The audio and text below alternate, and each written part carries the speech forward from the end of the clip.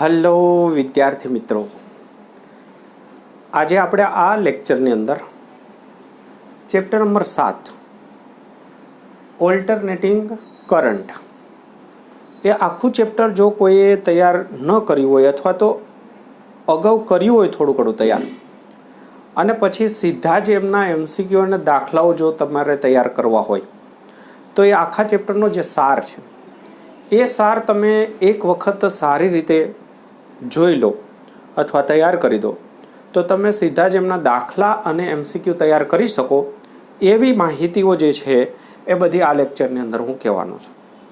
તો સમજો કે આખા ચેપ્ટરનો સાર છે, આખા ચેપ્ટરના દાખલાઓ તમે કોઈ પણ તૈયાર કરી શકો છો અને કોઈ પણ MCQ એમની મદદથી ગણી શકો છો. એવી બધી માહિતી જે છે એ આ વિભાગની અંદર હું કવર કરવાનો છું. તમે નામ આપ્યું છે કે દાખલા અને MCQ તૈયાર કરવા માટેનો સાર. તો વન બાય વન ટોપિક વિશે જોતા જઈએ. મોટાભાગનું ચેપ્ટર જે બન્યું છે એમાં સાબિતીઓ છે. તો દરેક જે સૂત્ર છે એની સાબિતીઓના ભાગ વધારે છે અને એનો સાર જે છે એ આપણે અહીંયા સમજવાના છે. તો જુઓ, પહેલું ચેપ્ટર જે છે એનું નામ છે ઓલ્ટરનેટિંગ કરંટ, ઉલટ સુલટ પ્રવાહ અથવા વોલ્ટેજ. તો વોલ્ટેજ કે પ્રવાહના બે પ્રકાર હોય, DC અને AC. ડાયરેક્ટ કરંટ એમાં ફિક્સ વોલ્ટેજ રહે, ફિક્સ પ્રવાહ રહે, અને AC જેની અંદર ઉલટ સુલટ પ્રવાહ રહે. તો જ્યારે DCની વાત કરીએ આપણે બાળકો, પ્રવાહ કે વોલ્ટેજ, એની અંદર જ્યારે DC ડાયરેક્ટ કરંટની વાત કરીએ ત્યારે એક ચોક્કસ મૂલ્ય હોય. ચોક્કસ મૂલ્ય, સમજો કે પ્રવાહ છે 5 એમ્પિયર, તો વાર્તા પૂરી થઈ ગઈ. 5 એમ્પિયર એટલે 5 એમ્પિયર. પછી વોલ્ટેજ હોય 10 વોલ્ટ, તો 10 વોલ્ટ એટલે વાત પૂરી. 10 વોલ્ટેજ હોય. પછી જ્યારે એસીની અંદર મૂલ્ય જે છે એમનું વધઘટ થતું હોય સાઇન અથવા કોસ વિધેય અનુસાર. તો એસી વોલ્ટેજ જે આપણે લગાડવાના છીએ આપણા ચેપ્ટરની અંદર, VM sin ઓમેગા ટી અથવા તો કોસ પણ લઈ શકીએ છીએ.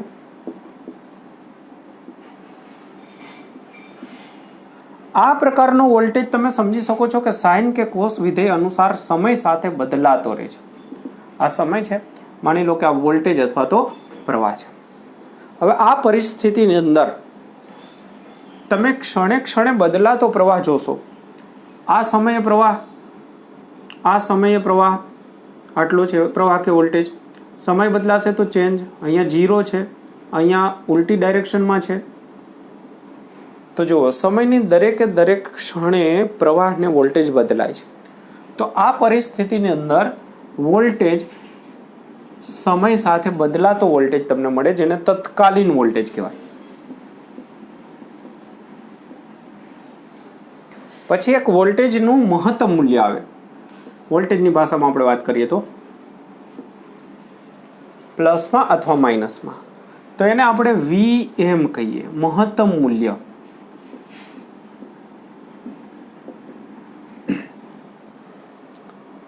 અને ત્યારબાદ એક RMS મૂલ્ય આવે.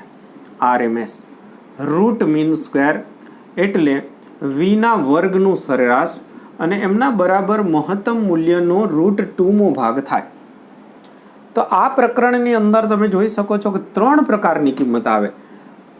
DCની અંદર ફક્ત એક જ કિંમત આવે, આની અંદર 3 પ્રકારની કિંમત આવે. તો પહેલી આટલી માહિતી બધા મિત્રોને ખ્યાલ હોવો જોઈએ કે આ ચેપ્ટરને જ્યારે આપણે અભ્યાસ કરીએ છીએ ત્યારે વોલ્ટેજ કે પ્રવાહ તત્કાલીન હોઈ શકે, મહત્તમ મૂલ્ય હોઈ શકે અને એવરેજ મૂલ્ય પણ હોઈ શકે છે. જો કશું જ ન કહ્યું હોય તો 99%માં RMS મૂલ્ય હોય. ઓકે, તો RMS મૂલ્ય એટલે ખાસ પ્રકારની એવરેજ છે. એ લગભગ મહત્તમ મૂલ્ય જે છે એના 0.7 જેટલું હોય છે. આનું સાદરૂપ આપો એટલે લગભગ 0.707 VM જેટલું મળે.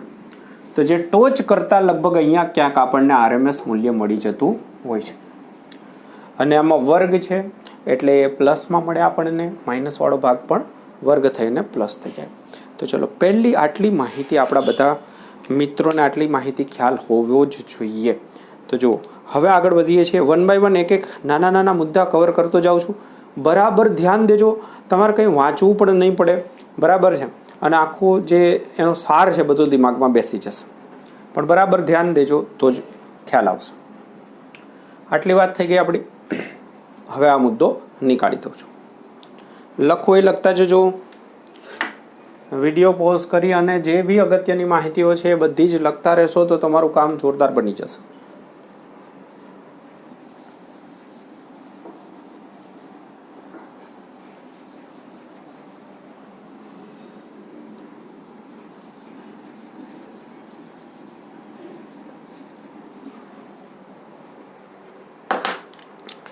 ચલો ત્યારબાદ મેં મુદ્દાઓ તારવી લીધેલા છે, એનો ફોટોગ્રાફ્સ પણ તમને મોકલી દઈશ. પણ હું જે અહીંયા ફોટો મોકલીશ એના કરતાં આમાં વધારે સમજાવીશ, કેમ કે આમાં મેં સાર સ્વરૂપે થોડુંક જ લખ્યું હોય, પછી સમજાવીશ વધારે. કોઈ મુદ્દો રહી ના જાય, કામના મુદ્દા એટલે મેં આમાં લખેલા છે. ચલો તો લાગુ પાડેલ વોલ્ટેજની મેં તમને વાત કરી. બીજા મુદ્દાની અંદર આખા ચેપ્ટરનો જે મેઇન ભાગ છે એ આપણે આ વોલ્ટેજ કોને આપવાનો છે, તો અવરોધને, ઇન્ડક્ટરને અને કેપેસિટરને, આ 3 ઘટકોને આપણે આ વોલ્ટેજ આપવાનું છે. કયો વોલ્ટેજ? તો વોલ્ટેજ આપણે લઈશું V બરાબર Vm sin omega t. Generator છે, આ જનરેટરનો સિદ્ધાંત છે, સમજો. Vm એટલે N A B ઓમેગા, જે આ મહત્તમ વોલ્ટેજ કેટલો હોય તો N A B ઓમેગા આટલું.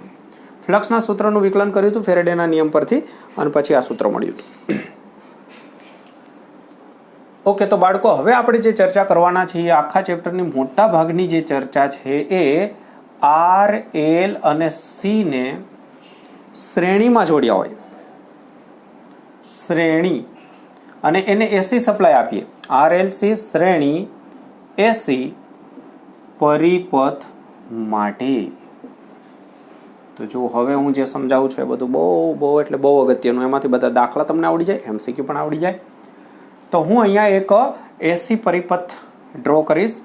AC માટે આપણે આ રીતની સંજ્ઞા કરી દેતા હોઈએ છીએ. તો આટલો વોલ્ટેજ આપણે અહીંયા આપીશું, જનરેટર જોડી દઈશું, અને એ જે છે એ કોને આપીશું તો અવરોધને, ઇન્ડક્ટરને અને કેપેસિટર. તો અહીંયાના જે વોલ્ટેજ છે ટોટલ, એ ટોટલ વોલ્ટેજના 3 ભાગ પડશે. જે રીતે ડીસીમાં ભાગ પડતા હતા એ જ રીતે આના 2 છેડા વચ્ચેના વોલ્ટેજને હું VR કહું, આને VL કહી દઉં, આને VC નામ આપી દઉં. તો આ 3નો સરવાળો V થશે. પણ જે ડીસીમાં થતું હતું ને એના કરતાં થોડું જુદું હોય છે. તો એ ડીસી કરતાં શું જુદું હોય છે એ તમે ફેઝરની રીતે સમજી શકો. અત્યારે સદિશ સ્વરૂપે ખાલી રાખું છું, VR, VL, VC. તો જે રીતે કેમ સદિશમાં કંઈક જવાબ અલગ પ્રકારે આવે, સાદા સરવાળે ના થાય, એમ અહીંયા પણ કંઈક ખાસ છે. એ શું ખાસ છે એ સમજીએ. તો Vનું મૂલ્ય જોઈતું હોય તો અંડરરૂટની અંદર આ 2 જે છે ને એનો સરવાળો થાય, પણ બાદબાકીના સ્વરૂપમાં. એટલે VRનો સ્ક્વેર પ્લસ આમાંથી આ અથવા આમાંથી આ. તો આ એક સૂત્ર યાદ રાખવાનું છે મૂલ્યની રીતે. આમાં વોલ્ટેજ કયા કોઈ બી ચાલે. હમણાં 3 જે વોલ્ટેજ કયા હતા એમાંથી 3માંથી કોઈ પણ હોઈ શકે. તત્કાલીન, પણ તત્કાલીનની અંદર આ લઈશું એટલે બાકીના 2 VM અથવા VRMS, બેમાંથી કોઈ પણ એક વોલ્ટેજનો તમે આમાં ઉપયોગ કરી શકો છો. ચલો હવે આ 3 વોલ્ટેજ જે છે એમના વિશેની દાખલાની અંદર માહિતી પૂછાય કે અવરોધના 2 છેડા વચ્ચે વોલ્ટેજ લખો. તો એના માટેના ખાસ સૂત્ર હવે સમજાવું છું, એ બરાબર ધ્યાન દેજો. આ બહુ અગત્યનું છે. VR, તો અવરોધના 2 છેડા વચ્ચે વોલ્ટેજ પૂછે તો એ તમારે V બરાબર IR, ઓમનો નિયમ લગાડતું જવાનું. I R, I કયો લેવો તો I એટલે RMS મૂલ્ય. તો અહીંયા વોલ્ટેજ પણ તમને RMS મૂલ્ય મળે. એ જ રીતે ઇન્ડક્ટરના 2 છેડા વચ્ચે વોલ્ટેજ જોઈતો હોય તો V બરાબર I. ઇન્ડક્ટરનો અવરોધ અહીંયા XL વડે દર્શાવાય, એના વિશે પછી માહિતી લઈએ. અને એ જ રીતે કેપેસિટર માટે તો XC. તો આ 3 વસ્તુ યાદ રાખજો. આ આવડે એટલે એક દાખલો તમને આવડી જાય, 1-2 દાખલાઓ તમને આરામથી આવડી જાય. MCQ બી ઘણા બધા આવડી જાય. તો ચલો હવે જોઈએ આપણે આગળ આમના વિશેની માહિતી. તો એ અહીંયા જ લખી દઉં છું. IRMS, XL એટલે ઓમેગા અને L, એ જ રીતે XC એટલે 1/ωc. L અને C તો ઇન્ડક્ટર અને કેપેસિટર ખ્યાલ જ હોય. ઓમેગા એટલે કોણીય ઝડપ, ગૂંચળું ફરતું હોય જનરેટરમાં એની કોણીય ઝડપ. ઓમેગા બરાબર 2πf સૂત્ર પણ છે. ચલો, તો આ ખાસ અગત્યની બાબત અહીંયા ધ્યાનમાં રાખજો. હવે આગળ ટોપિક વધારું છું. તો આમાં આપણે શું શીખ્યા? R, L અને C ને જ્યારે આપણે વોલ્ટેજ આપીએ AC વોલ્ટેજ, ત્યારે ટોટલ વોલ્ટેજ જે છે એના ભાગ પડે અને વોલ્ટેજ માટેનું સૂત્ર, અને એમાં દરેકે દરેકના વોલ્ટેજ કેટલા કયા સૂત્રથી મળે એમના વિશેની આપણે માહિતી લીધી. ચલો, તો આ બીજો ભાગ થઈ ગયો. આના નામ જે છે, આનું નામ છે ઇન્ડક્ટિવ રિએક્ટન્સ. XL ને આપણે કહીશું ઇન્ડક્ટિવ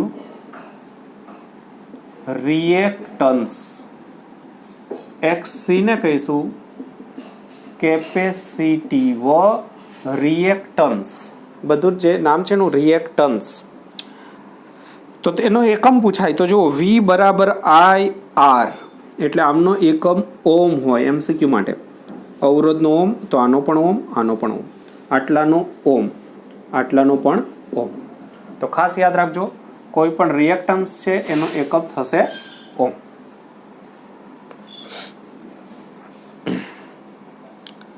હવે આપણે શું કર્યું? વ્યક્તિગત વાત કરી કે આના બે છેડા વચ્ચે વોલ્ટેજ, અહીંયા વોલ્ટેજ, અહીંયા વોલ્ટેજ. હવે એક અહીંયાનો જે વોલ્ટેજ છે, ટોટલ વોલ્ટેજ, એને આપણે VRMS કહીએ. તો V બરાબર IR, ફરીથી સૂત્ર, ઇન્ટુ, હવે જો બરાબર મેં શું કર્યું? આ બધે V બરાબર IR, V બરાબર IR બધે એ જ કર્યું. તો માત્ર અવરોધ હોય તો પછી ઇન્ડક્ટર, કેપેસિટર. હવે 3 ના બે છેડા વચ્ચેનો જે આ વોલ્ટેજ છે એ જનરલ વોલ્ટેજની વાત કરું 3 માટે. તો 3 માટે હોય તો એ 3 ના અવરોધને આપણે Z કહીએ છીએ અને Z ને ઇમ્પિડન્સ કહીએ છીએ.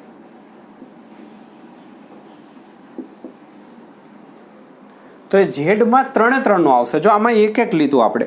હવે ટોટલ વોલ્ટેજ અને ટોટલ અવરોધ, તો ઇમ્પિડન્સ આને નામ આપવામાં આવે છે, એનો એકમ પણ ઓમ હોય. હવે આમાં 3 નો સરવાળો થાય. કેટલો થાય સરવાળો એ જોઈએ. તો ઝેડ બરાબર સૂત્ર છે આ રીતે, R² plus XC minus XL². તો આ સૂત્ર યાદ રાખવાનું છે. આ ઝેડની અંદર R, C અને L 3 અવરોધ મિક્સ થયેલા છે. તો જો 3 હાજર હોય તો એનો ટોટલ અવરોધ તમે સમજો, અને અવરોધ જેવું દિમાગમાં રાખો તો એનો અવરોધ થશે આટલું. ખાલી જો એકલો અવરોધ જ હોય તો R, માત્ર ઇન્ડક્ટર જ હોય તો ઓમેગા L અથવા XL, માત્ર કેપેસિટર હોય તો આટલું. 3 હાજર હોય તો ટોટલ અવરોધ માટેનું આ સૂત્ર થશે. તો આ મોસ્ટ IMP ગણાશે. બરાબર છે. એમના વિશે પણ આગળ ધીમે એક સ્ટેપ આગળ વધારતા જઈશું. તો શું શીખ્યા આ ભાગની અંદર? કે R, L અને C 3 જોડેલા હોય તો 3 છેડે વ્યક્તિગત વોલ્ટેજ શીખવાડ્યા, ટોટલ વોલ્ટેજ મેં શીખવાડ્યો, 3 અવરોધ અને ટોટલ અવરોધ, અને ખાસ કરીને મેં ઓમનો નિયમ લગાડ્યો છે, V બરાબર IR, V બરાબર IR. ઓકે, તો આ રીતનું સૂત્ર બનશે. આ જ સૂત્રમાં જો તમે RMS લખવા નથી માંગતા અને એમ લખવા માંગો છો તો અહીંયા પણ એમ લખવાનો થશે. બરાબર છે. તો એવું જ તમે અહીંયા પણ કરી શકો છો. અહીંયા પણ દરેકે દરેક જગ્યાએ એ રીતનું કામ કરી શકો છો. તો આ સૂત્ર બધા નાના જે સૂત્ર છે એ ખૂબ કામ લાગશે. તો આના પર જ બધા દાખલા બન્યા છે, આના પર જ બધા MCQ બન્યા છે. ત્યારબાદ મેં તમને RMSની વાત તો કરી દીધી છે ઓલરેડી, કે IRMS બરાબર Im/√2. VRMSની વાત કરી હતી, Vm/√2. શરૂઆતમાં જ કહી દીધું મેં. બરાબર, એ સૂત્ર તો બહુ અગત્યના છે જ. ચલો તો હવે આપણે થોડો ટોપિક સેજ ચેન્જ કરીએ. આમાં જ છે પણ આગળ વધારીએ. તો આટલે સુધીની માહિતી છે એ લખી લો. હવે હું પછી આ નીકાળી અને આગળ વધું છું. આરએલસી પરિપથમાં જ આપણે આગળ વધીએ છીએ. તો આ નીકાળી દઉં છું. હવે આટલું મિત્રો તમે 2-3 વખત લખી અને પાકું કરી દો ને, આખું ચેપ્ટર જે છે એનો સાર આવી જાય. આખું ચેપ્ટર મસ્ત રીતે આવડી જાય.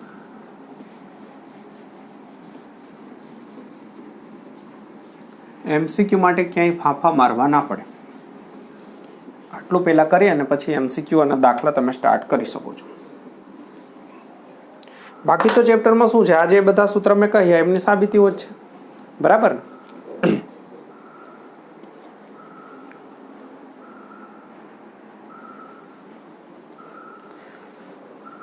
તો હવે જુઓ, આપણે જે વોલ્ટેજ આપીએ છીએ એ વોલ્ટેજ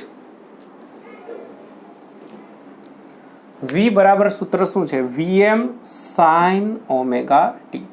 જેવો વોલ્ટેજ આપીશું એટલે પ્રવાહ પસાર થશે. એ પ્રવાહ સમય સાથે બદલાશે. વોલ્ટેજ પણ બદલાય છે તો પ્રવાહ પણ બદલાશે. તો એ પ્રવાહ માટેનું સૂત્ર સાબિત કર્યું છે અને એ સૂત્ર જે છે સીધું જ યાદ રાખો. જો વોલ્ટેજ V બરાબર Vm sin ઓમેગા ટી આપણે આપી દઈએ તો પ્રવાહ I બરાબર Im sin omega t minus delta, અથવા તો ક્યારેક ક્યારેક ફાઈ સંજ્ઞા પણ લે છે. તો જરા આને હવે સમજવાનો પ્રયત્ન કરીએ. આ Im બરાબર Vm બાય Z.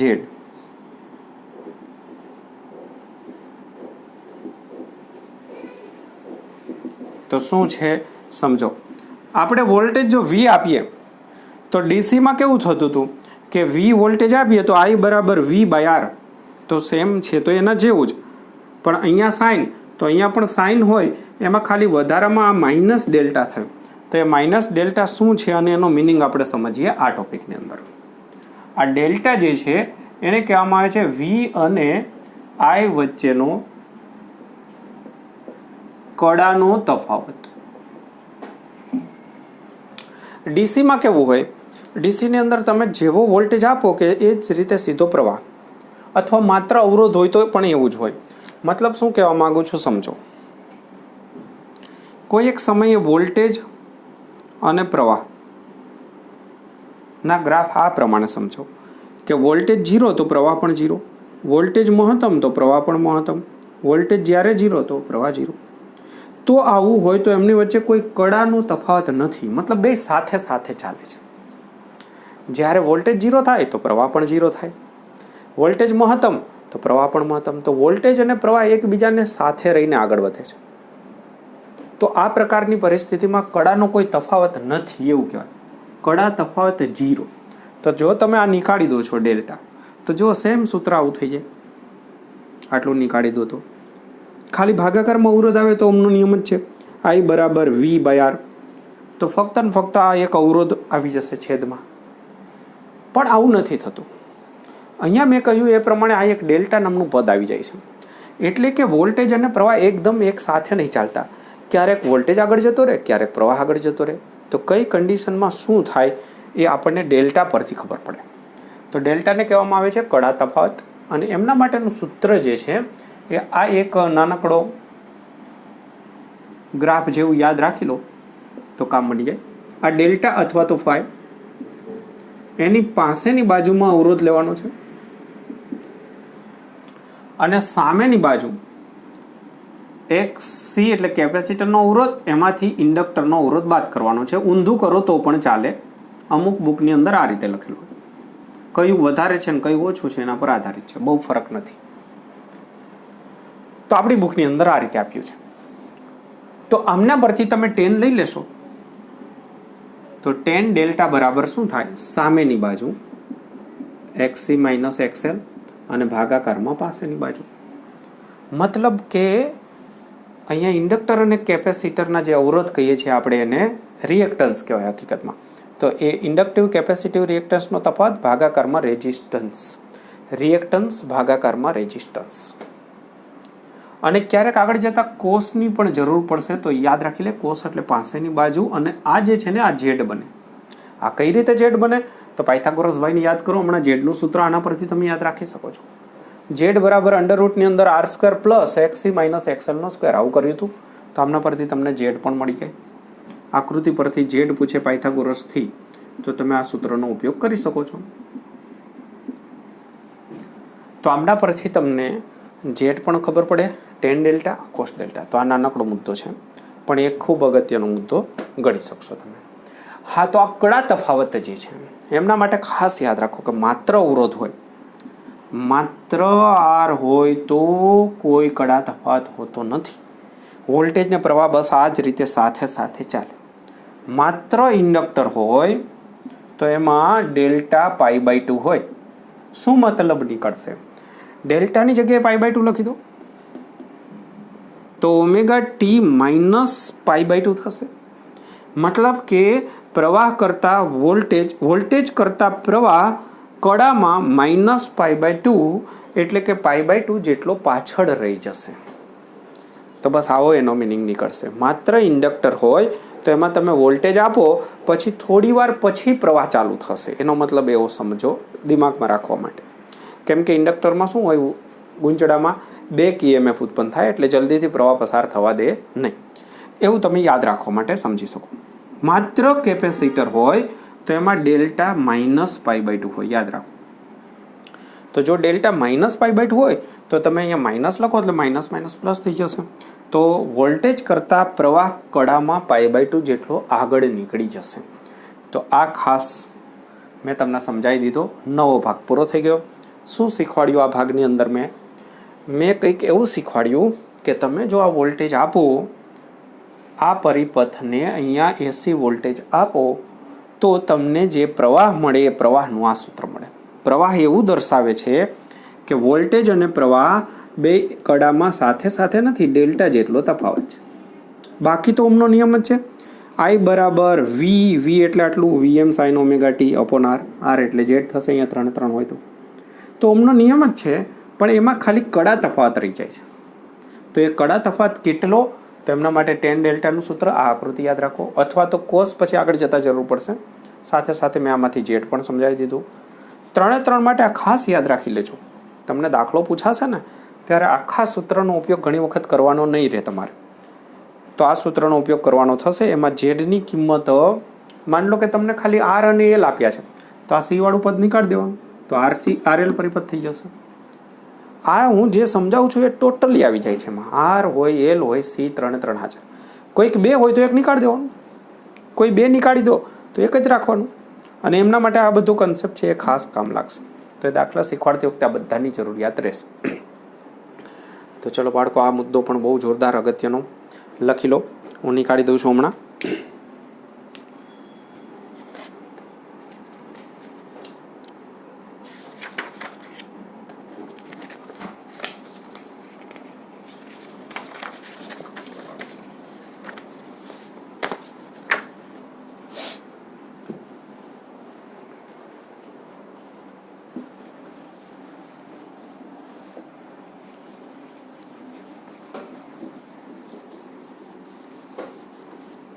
ત્યાર પછીનો મુદ્દો છે અનુનાદ.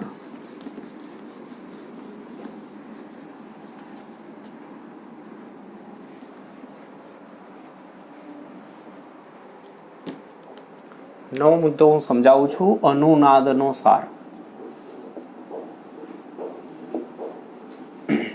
અનુનાદની ઘટનામાં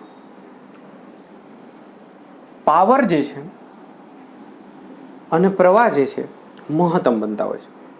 કોઈ એક આવૃત્તિ, એવી આવૃત્તિ અનુનાદી આવૃત્તિ કહે છે કે જેના માટે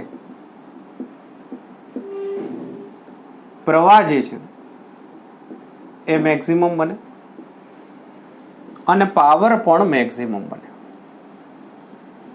કેમ કે પાવર બરાબર I²R, તો એમાં I મહત્તમ બને તો પાવર પણ મહત્તમ બને. તો આ જે ઘટના છે એમને અનુનાદ કહેવામાં આવે છે. અને અનુનાદ વખતે યાદ રાખો કે કાલ્પનિક ભાગ શૂન્ય થાય છે. કાલ્પનિક ભાગ એટલે શું એ સમજાવું છું. ઝેડમાં આપણે હમણાં લીધું હતું ને,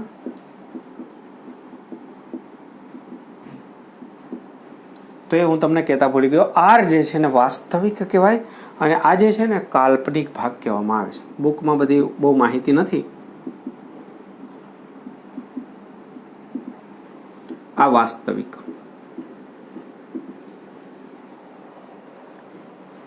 અનુનાદ વખતે આ 0 થઈ જાય, મતલબ કે XC બરાબર XL થાય. મતલબ કે ઇન્ડક્ટિવ રિએક્ટન્સ અને કેપેસિટિવ રિએક્ટન્સના મૂલ્ય સરખા થઈ જાય.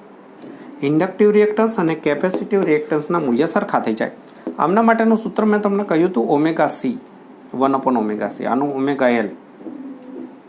તો આમના પરથી તમે સાદુરૂપ લઈ લો તો ઓમેગાનો સ્ક્વેર બરાબર 1/LC થાય. અને આમના પરથી કોણીય આવૃત્તિનું આ એક અગત્યનું સૂત્ર, આના પરથી 1-2 દાખલાઓ છે બાળકો. ફક્ત સૂત્ર આવડે દાખલા આવડી જાય. ઓમેગા બરાબર 2πf કરી અને હું એ 2π ને નીચે લઈ જાઉં તો 1/2πf 1/2π થશે.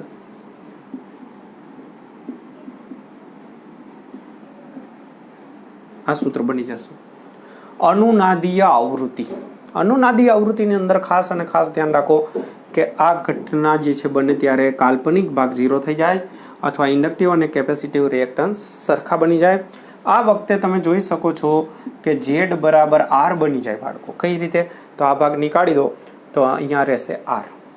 Z બરાબર બની જશે R અને IRMS બરાબર VRMS બાય Z, પણ Z ની જગ્યાએ બની જશે R. મતલબ કે Z લઘુત્તમ બની જશે. Z બરાબર R એટલે મિનિમમ. આ પદ નીકળી ગયું તો છેદ લઘુત્તમ બને તો પ્રવાહ મહત્તમ બની જશે. આ ઘટનાને આપણે અનુનાદ કહીએ છીએ. અને અનુનાદ માટેનો ગ્રાફ આવે એમાં પ્રવાહ ખૂબ મહત્તમ બની જાય.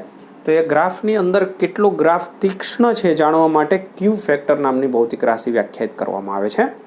તો હવે આમના પછી એ વસ્તુનો અભ્યાસ કરી લઈએ આપણે. તો ચલો આટલું નીકાળી દઉં છું. લખી લેજો. આ બધું જોરદાર બધી વસ્તુ છે. આ બધામાંથી દાખલા મળશે.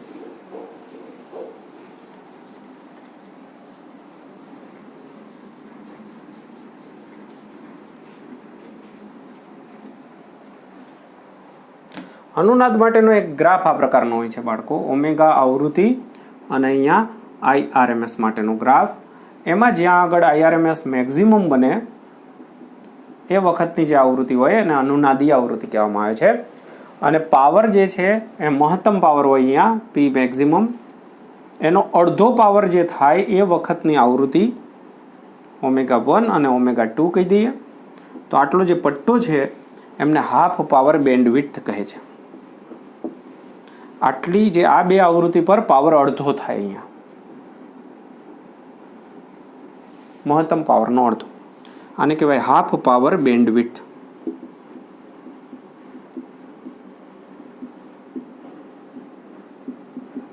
ઘણી વખત બુકમાં નામ થોડું અલગ આપ્યું એટલે ટુ સંજ્ઞા આવે, પણ ટોટલ આટલો વિસ્તાર એવું સમજો. આટલા વિસ્તારને આપણે કહેવાય હાફ પાવર બેન્ડવિડ્થ. તો ક્વોલિટી ફેક્ટર એટલે કે આ ગ્રાફ કેટલો સાંકડો તીક્ષ્ણ છે એનો આગળ જતા ઉપયોગ હોય છે. તો એને ક્વોલિટી ફેક્ટર કહેવામાં આવે છે.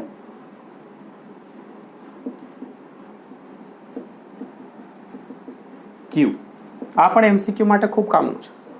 તો ક્વોલિટી ફેક્ટર માટેનું સૂત્ર છે અનુનાદી આવૃત્તિ અને બેન્ડ વિડ્થ માટેની આવૃત્તિનો તફાવત. એટલે કે તમે આ રીતે સમજી શકો. ઓમેગા 0 અથવા ઓમેગા બરાબર 2πf લખો, એમાં 2π કેન્સલ કરું તો આ ખાસ એમસીક્યુ માટે તમને કામ લાગી જશે. અને આની અંદર આ જે છે એની એક આખી સાબિતી છે અને એના આધારે સાદુરૂપ આપવામાં આવે તો 1/r અંડર રૂટની અંદર L/c. એક આ સૂત્ર પણ યાદ રાખી દેજો.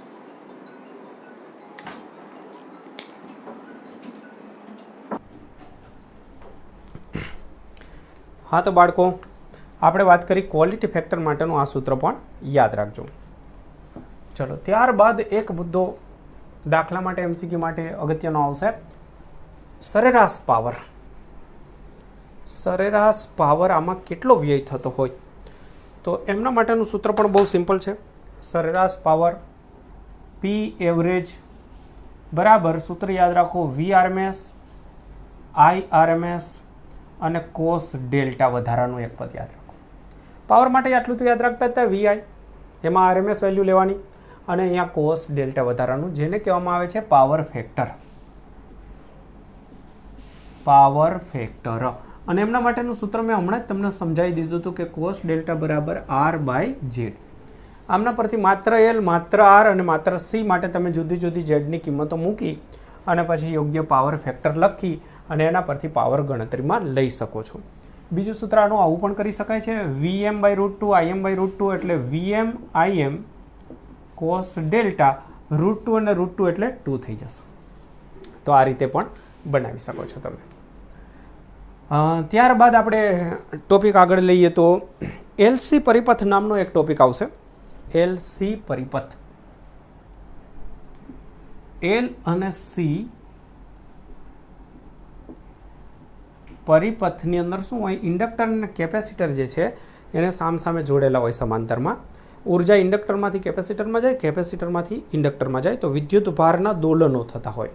તો એ વિદ્યુત ભાર સમય સાથે બદલાતો હોય એમના માટેનું સૂત્ર છે આ રીતનું. આમના પર આધારિત એક અગત્યનો દાખલો છે, ઘણી વખત પૂછાઈ જાય છે. વિદ્યુત ભાર અને વિદ્યુત પ્રવાહનું યાદ નહીં રાખો તો ચાલશે, આનું વિકલન કરી લેવાનું. તો Q0 નું Q0 કોસનું થાય માઇનસ સાઇન અને ઓમેગા અહીંયા વધારાનો આવશે. તો આ થઈ ગયું Q અને I ના સૂત્ર યાદ રાખશો તો આમના પર આધારિત એક અગત્યનો દાખલો જે છે તમને આવડી જશે. સાથે સાથે આને રિલેટેડ અમુક MCQ પણ પૂછાય છે. ત્યારબાદ મિત્રો ટોપિક છે ટ્રાન્સફોર્મર. એક લાસ્ટ ટોપિક જે છે ટ્રાન્સફોર્મરનો ટોપિક છે.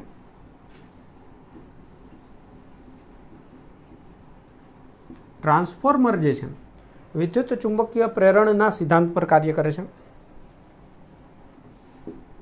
આ રીતે એક કોઇલ હોય, ગૂંચળું હોય અથવા તો નરમ લોખંડ હોય, એમના ફરતે બે ગૂંચળા બનાવવામાં આવે. અહીંયા એક જગ્યાએથી આપણે વોલ્ટેજ આપીએ, બીજી જગ્યાએથી વોલ્ટેજ મેળવીએ. બંને બાજુ AC વોલ્ટેજ જ હોય. એક બાજુ પ્રાઇમરી કહેવાય, એક બાજુ સેકન્ડરી કહેવાય. તો એક બાજુ વોલ્ટેજ આપવાના, બીજી બાજુ મેળવવાના. તો પછી ફાયદો શું? તો વોલ્ટેજ ઘટાડવા માટે બી ઉપયોગ કરી શકાય, વધારવા માટે પણ ઉપયોગ કરી શકાય. તો એના બે પ્રકાર છે, step up, step down. Voltage વધારવા માટે, સ્ટેપ ડાઉન વોલ્ટેજ ઘટાડવા માટે. સમજો આપણા ઘરમાં 230 વોલ્ટ હોય, ચાર્જર આપણે ચાર્જ કરવા માટેનું આ ચાર્જર છે. તો ચાર્જરની મદદથી મોબાઈલ ચાર્જ કરવો હોય તો આપણે 10 વોલ્ટની આસપાસ વોલ્ટેજ જોઈએ. તો વિચારો કે અહીંયા તો 230 હોય, સીધા જ વોલ્ટેજ લગાડી દઈએ તો શું થાય કે મોબાઈલ બળી જશે. તો આપણે એમને ઘટાડવા માટે ટ્રાન્સફોર્મરનો ઉપયોગ કરવો પડે, સ્ટેપ ડાઉન. પછી જે પાવર સ્ટેશન હોય ત્યાંથી વોલ્ટેજ વધારીને સ્ટેપ અપનો ઉપયોગ કરવાનો, ખૂબ વોલ્ટેજ વધારી અને વધારેલા વોલ્ટેજ ટ્રાન્સમિટ કરવાના હોય છે. તો બે પ્રકારના ટ્રાન્સફોર્મરનો ઉપયોગ થતો હોય છે. પ્રાઇમરીમાં આપણે વોલ્ટેજ આપીએ, સેકન્ડરીમાં મેળવીએ. ખાસ અને ખાસ બંનેમાં આવૃત્તિ સરખી હોય. બંનેની અંદર આદર્શ ટ્રાન્સફોર્મર હોય તો પાવર પણ સરખા હોય. આદર્શ ટ્રાન્સફોર્મર માટેના સૂત્ર યાદ રાખવા માટે, દાખલા MCQ માટે, ફ્લક્સ આંટાની સંખ્યાના પ્રમાણમાં હોય. ફ્લક્સ વધારે તો EMF વધારે, વોલ્ટેજ વધારે અને પ્રવાહ એમના વ્યસ્ત પ્રમાણમાં હોય. આનો તમે ઉપયોગ કરી શકો છો. આપણા પરથી સૂત્ર બનાવવાનું કે secondary primary, secondary primary, secondary primary, આમાં વ્યસ્ત પ્રાઇમરી અને સેકન્ડરી. આને કહેવામાં આવે છે R, અથવા તો કોઈક બીજી સંજ્ઞા બુકની અંદર આપી હોય તો લેમ્બડા સંજ્ઞા આપી છે, જેને આપણે કહીએ છીએ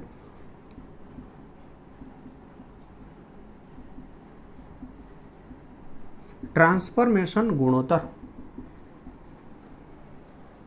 જો ટ્રાન્સફોર્મેશન ગુણોત્તર ગ્રેટર ધેન 1 હોય, આ લેમ્બડા જે છે કે R છે ગ્રેટર ધેન 1 હોય, એટલે કે આઉટપુટમાં વોલ્ટેજ વધારે હોય, ઇનપુટમાં ઓછા હોય, તો સ્ટેપ અપ ટ્રાન્સફોર્મર હોય.